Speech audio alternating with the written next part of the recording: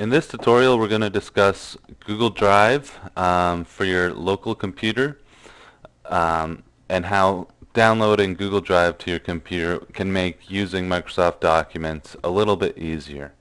So the first step will be downloading the Google Drive to your computer by going to this URL right here and then clicking download. If you have a Mac or other devices, there's also options for those downloads as well. So once you've downloaded Google Drive and gone through the installation and setup process, as long as signing in, you will probably see a Google Drive icon in your bottom tray, and you will also have a Google Drive folder installed on your local computer. So now that that process is done, we'll quickly jump into how to save and edit Microsoft Documents within the Google Drive folder.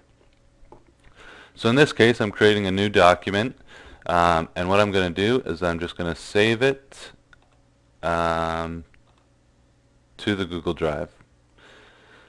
So if you come over into your left-hand bar, you'll see the different folders you have, and now that you have Google Drive installed, you'll have the Google Drive folder.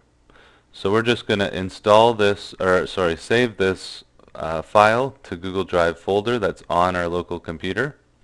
So we'll just press save, and now that we have saved it to the Google Drive, it's going to sync and back up into the cloud.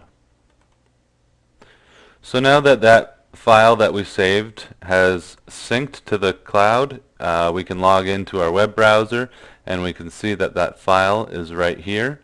So it's accessible anywhere that we have internet. And it's also in our Google Drive folder, which is on our physical computer. So if we wanted to edit a document that's on the drive, we would just go into File, click Open, and head over to your Google Drive, and we'll just open this file as an example, and then click Open. And now you can make any changes you want to this file and then press save. Now by pressing save, this will save it right back into the Google Drive folder, and any folder that's in that Google Drive will then automatically sync up to the cloud. So we'll press save, and down over here we'll start to see that the Google Drive is syncing 1 of 1. It's very important that you watch this area to make sure your file syncs. If the file does not sync to the cloud, then your changes that you've made to this folder or file will not be accessible on Google Drive.